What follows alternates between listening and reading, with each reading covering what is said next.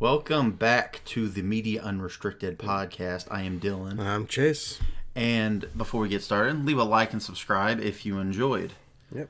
Now, let's get right into it. First topic today is Avengers Endgame has been surpassed as the #1 box office movie by Avatar after it was re-released in China. Yep. Now, it was announced that it was going to be re-released in China a few days ago.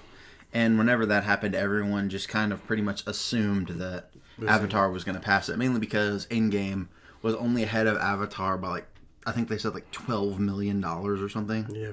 It passed it by the slimmest of margins whenever Endgame came out, which, I mean, obviously by then you knew it was going to get passed again. Yeah. I got a feeling Avengers Endgame will do something to re-release the film so they can repass it again, maybe. I don't know. But what I like that is I think the Russo brothers made like a poster or something that has Thanos, and I think it said or something and Avengers was going away and Avatar was coming back. I just thought that was cool that the Russo brothers were kind of basically good job, you guys took it over again. It's hard to believe to me. How old is Avatar?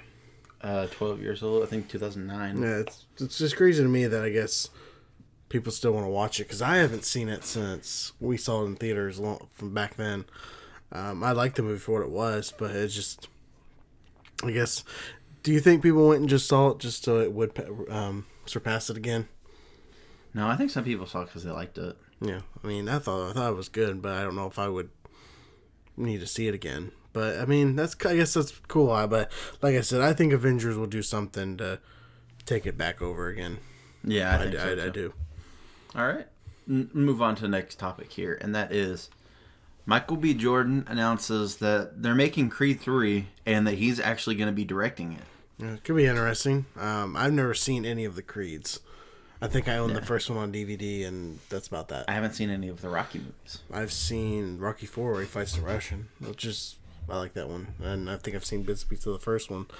But I know it's got a big fan base. I know a lot of people like the movies. And I think Michael B. Jordan is, I think he's done pretty good with the series from what I've heard, but I think he'll do good at directing it, and I think he'll lead him to doing more directorial movies. But I mean, yeah, if you like the Creed franchise, I mean, I'm definitely gonna keep it going for you. But I just, one problem I have with these movies is what else can you do? It's boxing. I mean, you got it. You don't need to do 3. Well, they said 4, the same thing about 5. The other Rocky movies. They made how many? 5, 6? Yeah, way too many. I mean, and a majority of them were successful. People like them, but I don't know. Like I said, I need to see the first and second one to give him a shot because I like Michael B. Jordan. I think he's good, and I think he's Creed. I think, right? Yeah. Because that's what it's called, Creed. But I know there's no release date, correct? Yeah, there's no release date. So probably I bet 2021, 2022, right in 2021. Yeah. So 2020. 2022 is what's announced, but there's no actual release date. And another big thing that they have going on right now is that they have a few executive producers lined up already. They have Michael B. Jordan himself is going to be one of the producers. Someone named Erwin Winkler, and then Black Panther's director Ryan Coogler is also going to be helping produce this movie. Yeah, I mean, seeing Ryan Coogler back with him and Michael B. Jordan going at it, I think would be a great fit for him. I don't know who the other guy is, but I'm sure he's probably just as good. Yeah. All right. We're going to move on to the next topic here. Hot off the press. And that is, there have been early fan reactions released for Zack Snyder's Justice League. And apparently they praised the film's humor and emotion. And we're going to go through and read all of them here with you. Yep. Because we want to see what some people have said about it. This Stephen Colbert guy, it's not the Stephen Colbert that the talk show host or whatever. This is a different guy. Twist ending. Zack Snyder's Justice League is Snyder's most broadly appealing movie, ? It's R-rated and 4 hours long, but feels mostly PG and flies by like it's 2.5 hours. There's going to be more than just Snyder Cut fans wanting to restore the Snyderverse. And then he also says, I saw Zack Snyder's Justice League. We'll be talking about this for a long time. Not what you expect, no matter what you expect. funnier than the theatrical cut. There's an entire season worth of GOT in 4 hours, which I assume is Game of Thrones, but I don't get what that means necessarily. Feels like 2.5 hours. Hot dogs, Cyborg. # Zack Snyder's Justice League. And that's what he means by that. It kind of feels like a season of Game of Thrones in there. Maybe something like that. I don't know. And then this other guy, Scott McClellan, says, the Snyder Cut is everything fans have hoped for, maybe more. It's true, though. It's lighter in tone. The DC team-up blockbuster we've waited for still has heart and character moments. I teared up multiple times. Oh, Snyder has a pair. # restore the Snyderverse, which we saw earlier. Yep. And then someone named Justice Max, Zack Snyder Justice League's associate producer. I don't know if they are or not. True, but if they are, cool. Their at is Soups Batsy. Zack Snyder's Justice League is the movie we all wanted and much more. It hits, it hurts, it makes you smile, cry, it uplifts you, and it makes you believe the Age of Heroes is back. It's heart, sadness, hope, grief, epicness. It's catharsis. They loved it. Someone named Meg, at Wonder Meg. It's a roller coaster of emotions. A story about being united and helping one another reach their potential. Each hero shines throughout. A perfect balance of heart and humor. Universe built in the film has you wanting more. This person said they just watched the Zack Snyder Justice League, and they say, wow, they loved it. The theme of family was prevalent throughout. A strong message about the bond between parents and their children. It connected with them on an emotional level. One thing I've been noticing about a lot of these is they have like stuff to do with the DC and like Batman or whatever in their names. Yeah. I don't know if that's bias or what, but I mean it's fan reaction technically, so I guess it counts. It says it's an epic film that explores all the League stories and difficulties and brings them together in a seamless way. It allows the audience to feel the gravitas of the events, the hardships, the defeat, the joy, and dare I say, humor perfectly. I'm confused real quick though. I thought it wasn't supposed to be as funny as. I don't know. That's what's just kind of confusing me while you're. Well, I think that the issue was. I think what it is was forced in the other one. Maybe that's what it seems. I think that's what it is. Like natural. Yeah. They're basically saying hearing this one, what everyone else was saying, that it was amazing. It's everything they hoped for. They loved every second. And they said the ending, man, oh man, which I guess alludes to that cliffhanger. Yeah. Nicholas Arend. Wait, didn't we talk about him? Yeah, he was there earlier. And then I guess it's like another review he did. Yeah. It's 3 minutes later. Film was amazing on all levels. Definitely a cyborg-centered film. Which is good because I feel like we barely got him in the original version. I loved Ray Fisher's performance. It was legit. Also, I want Junkie XL to compose a score for my life. Cannot wait to listen to the score later on this week. And then someone called the DC Syndicate said that they had the honor and privilege of watching it. The movie was epic and long, and it's nothing like what we have seen in recent times. That's the same thing. The movie isn't dark and depressing as some people expect it to be. It's actually lighter than Batman vs. Superman. The members of the Justice League have a good chemistry, and it doesn't feel forced at all. Alright, and I guess that's pretty much it. I mean, these reviews, they seem positive first to start off. I mean... Yeah. We only have, 4 days? Yeah, something like that. It's not long. I can't wait to see this movie. I'm definitely. If people are saying there's good humor in it, I'm alright with that. Because I guess Justice League humor wasn't. Some of it wasn't bad. Some of it wasn't thing either. But I'm just glad that so far these people are definitely liking it so far. But I'm sure there's probably. Let me see if he. Yeah, John Campia posted earlier that he saw it too, but he deleted his reaction for some reason. Because I was going to show that too, but I guess he just straight up deleted his reaction. So, don't know what that's about, but... Alright, we're going to move on to the next topic here. That is, Matt Reeves' Batman has officially finished wrapping filming. And they're celebrating by, I guess, taking home some of the props and stuff on set as like souvenirs. And I think these are some of the souvenirs that the director, Matt Reeves, is taking home with him. Yeah. He's got his what do they call him? Clapboard. Yeah. The clapboard right there, and then that looks like what looks like the Riddler cards. Yeah. That he writes in that are in the trailers. And then you got some evidence bags behind him in this thing. So, does it say? Like, I know we've talked about the release. Oh, Jeffrey Wright, who plays Commissioner Gordon. Is he Commissioner or is that before? It's before. Gordon out for now, 1 year exactly after the shutdown Ride. But I feel like this is definitely good news. To have this movie finished, because I know I've been super excited to see this movie since the first trailer came out. I know you've probably been about the same levels. Yeah. Just it's hard to believe that it's 1 year after since all hell broke loose, basically. Yeah, pretty much. I know the movie I don't think comes out till next year, so we still got a little while to wait for it. Yeah, March 4th, 2022. So we have just a little bit longer. What, less than a year, actually. Yeah, it's about a month and a year and... A month and 10 days. Year and... Well, no, it's longer than 10. No? Yeah. God, I'm stupid. I'll let you figure that out. It's a year and 10 days. 1 year and... It can't... No, it should be less than 10 days. Whatever, folks. It is coming out in less than a year. March 4th, 2022. That's all you need to know, I guess. I can't wait to see this movie. I know it's going to be great. Glad to see more Batman-centered stuff because he's my favorite DC superhero. I can't wait to see what they do with the Riddler because he seems cool. And the thing is, what I like about him, we don't know that much for now. Yeah.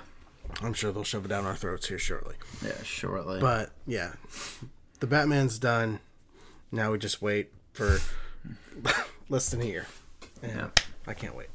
Next topic I'm super excited about, and I'm glad to have seen this. The original Shrek movie is going to be in theaters for 3 nights to celebrate its 20th anniversary.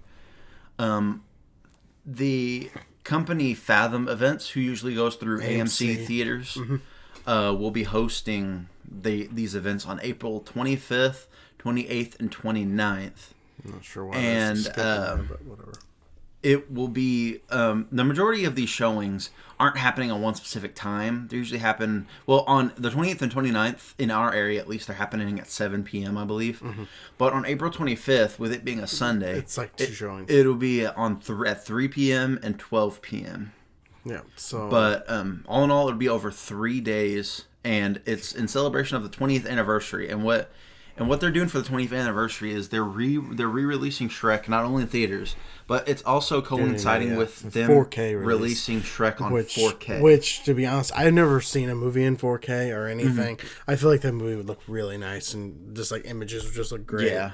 But I know me and you are definitely going to see this because I mean this is our childhood. 2001. Yeah, and I love the first Shrek, and the second one isn't that bad either. I thought it was a good sequel. The third one wasn't too bad. I don't remember it too well, and the fourth one just sucks.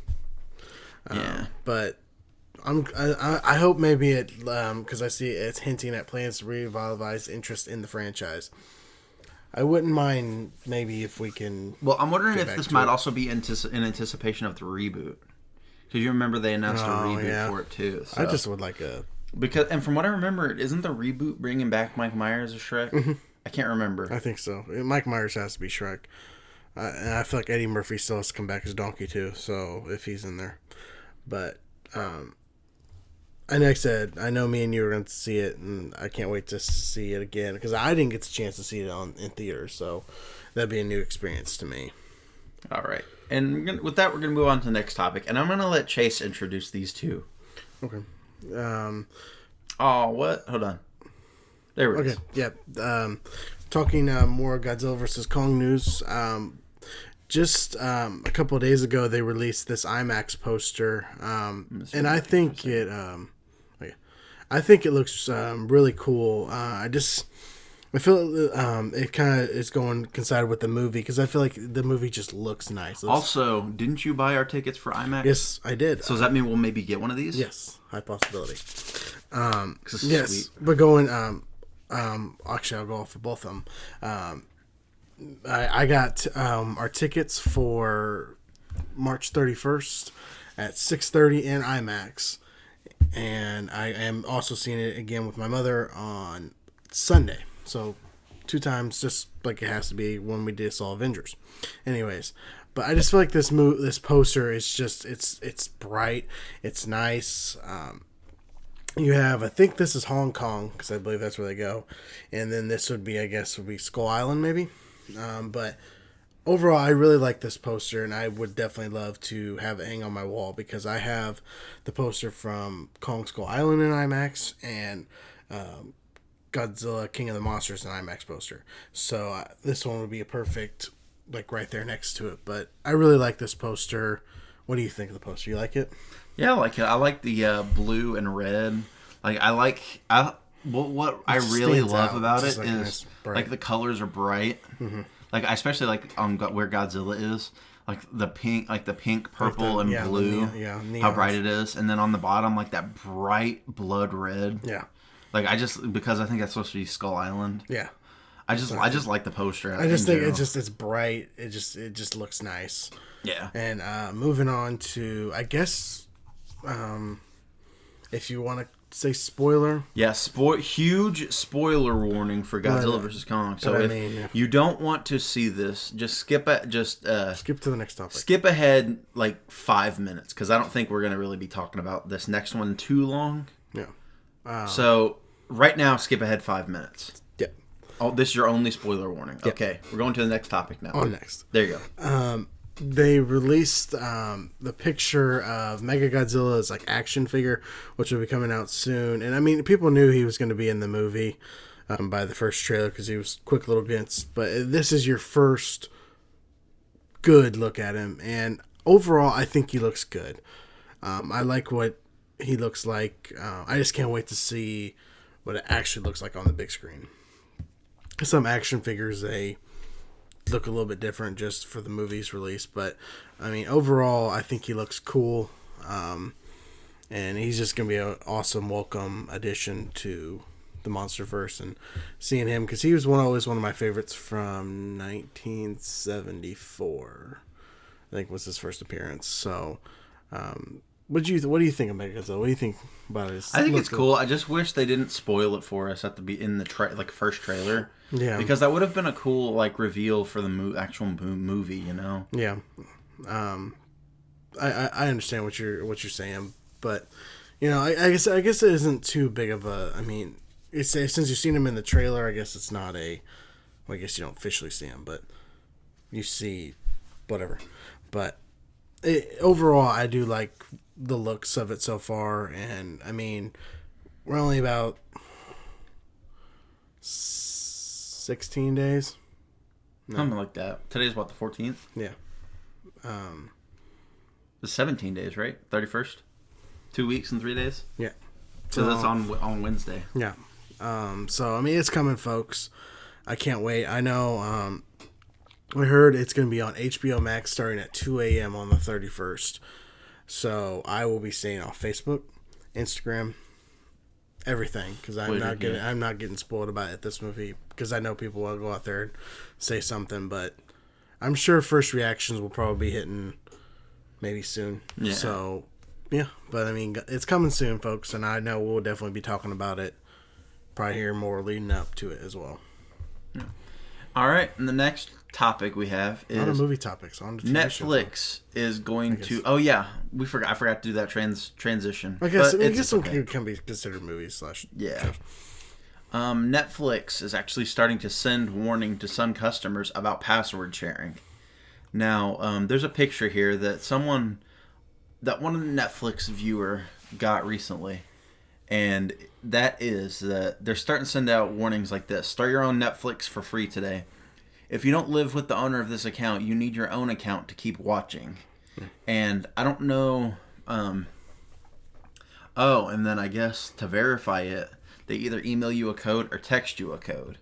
But I don't know if that will necessarily work, considering they can just ask the person. Hey, what's maybe. The code? Yeah, hey, they're gonna text you. They're gonna text you a confirmation code. When that comes in, can you just tell me what that code is? Yeah. So it's not really that much of a workaround. But they're starting to send warnings like that to some customers. And I mean, I don't know how to feel about that. Like, I understand it's their business, you know. They gotta keep making money and stuff, and they can't keep doing that if people keep sharing accounts. Yeah. I mean, I don't really share accounts because there are a lot of people I don't trust with a Netflix account. Because if they have access to your Netflix account like that, who's to say they don't have access to like the credit card information on your account or anything like that too? So it's other stuff you got to keep in mind when sharing your Netflix password. I think it's interesting, to be honest. Just like I think it's just interesting that they can find you. It's kind of like, which is your point, is your proof. Hey, so I got this thing. It says you get a code. What's the code? Yeah. Okay, cool. Thanks. I just think that's just interesting for Netflix. I know they got to make money and everything, but you know, I feel like there's easier ways to get around it just to still keep it going. Yeah. But yeah, that's interesting news just to top it off. All right. Moving on to the next topic. More reactions. Reactions are in for the first episode of The Falcon and Winter Soldier. Now, from what I've seen, here are some of the reactions. First episode of Falcon and Winter Soldier feels like a Marvel movie in a big way, a lot more so than WandaVision, and they emphasize that that's not a knock on WandaVision. The opening action screen feels like a huge MCU action sequence, not a TV fight story that feels like it has a significant MCU consequences. And then another person says, first episode of Falcon and Winter Soldier is intense. Kicks off with a lightning speed, high altitude, 10-minute action scene that is pure adrenaline. Story gets real, Mackie commands and Stan's scenes run deep. Surprise here will break your heart. It's for all wounded and lonely. Captain America is key. Another person says, I've watched the first episode of Falcon and Winter Soldier, and it's solid. Definitely more somber and dramatic at the start than I was expecting, which is a good thing. But also features the best Falcon action we've seen yet. Good mix of fights and story. I'm sold and hungry for more. One thing I didn't mention whenever me and Chase were looking at these stories beforehand was the scene that's in this picture right here. Could this be taking place immediately after Tony's funeral in Endgame? I think so. Almost after he got the shield? That's what I think it is. Okay, because I just thought of that and I wasn't for sure. Yeah. This next one. Exciting news. Falcon and Winter Soldier gets off to a kick-ass start with its first episode. Its high-flying action is perfectly worthy of the MCU and the emotional stakes are set up well. It also has some cool surprises in store, so be spoiler-phobic. Saw the first episode of Falcon and Winter Soldier. So far, so good, ? Tough to tell after one episode, but I'm a huge Falcon fan, so I'm glad this exists. Also, there's a character that shows up that is a definite, that's what this series is about moment. There's a ton of these. I don't know if we're going to read them all. No. I'll just read the next one, and that'll be it. Yeah. Because they're all pretty positive. And then this is Steven Weintraub from Collider. The first episode of The Falcon and Winter Soldier is loaded with action that you'd expect to see in an MCU movie. But for me, the best stuff were the quiet scenes that showed Bucky dealing with his past and Falcon trying to figure out his post-blip life. Big thumbs up. So, I mean, with these reactions, like, it seems like this show is going to be pretty good. Yeah, I mean, a lot of good positive stuff coming from it, and I can't wait I've been looking forward to checking this show out.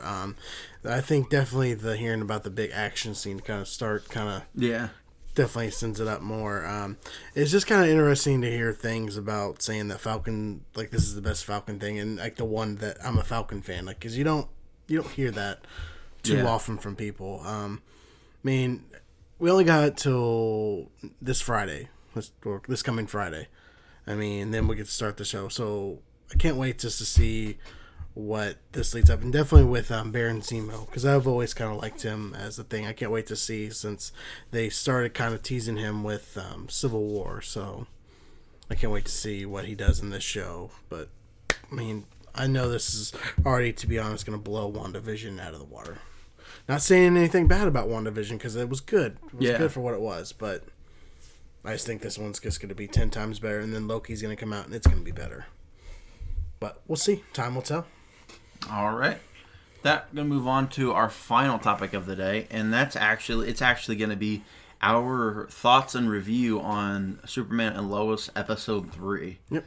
The perks of not being a wallflower. Yep. I thought it was a good episode. It was kind of sucks that it didn't continue off what we got in episode 2 with kind of about her dad and Captain Luther and all that. But it definitely starts off cool with like the bridge scene. And where was that at? Was it Tokyo? Like China or something? Yeah. That was a cool scene. I thought the CGI was a little rough, but I mean, it is a TV show. You thought it was fine. But I thought the ending of the show made it interesting too, because Superman fights this one guy who was basically kind of like, this is our first in the show, like a person that's superhuman, I guess. And then this woman that is what the hell is the guy's? I forgot what his name is, but he's like that CEO Morgan something. Morgan Edge? Yeah, Morgan Edge. Like, it's like she was his, like, secretary person. Yeah, I think so. And then, like, she uses her laser eyes and then gets on the phone and says, call the group in or something like that. So I don't know what that means. That's how it ends. Well, I'm wondering if the ending is going to be... they're gonna frame. They already know that Lois is coming after them. I'm wondering if they're gonna frame Superman saying that Superman's helping Lois by killing these people. Like, Superman and Lois are attacking us. Yeah. And then like gonna try to get the people of Smallville turning against them. It could. I could dig that. I can go with that. And I also liked in his other son actually goes for the football team. Yeah. And more or less uses his powers, but not in a bad way. Yeah. But the coach in that thing was an asshole, making his other brother run. But whatever.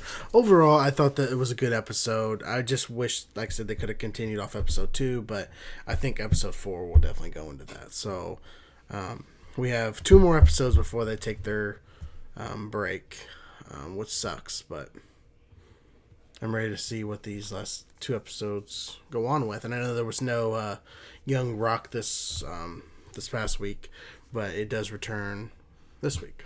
So talking about that. But next week's gonna be a big show. So we're gonna have Snyder Cut reviews, Bucky and Winter Soldier. So next week I think is gonna be a big show. Yeah, because that's also the week before. I believe that's also the week before the Godzilla comes out. Yeah, the week before. Yeah. So like Chase said, there's gonna be a lot that we talk about next week, and probably the Justice League review might take a while. It's gonna be a while. So stay tuned. Make sure you subscribe, like. We definitely appreciate it. Follow us on Facebook and Instagram.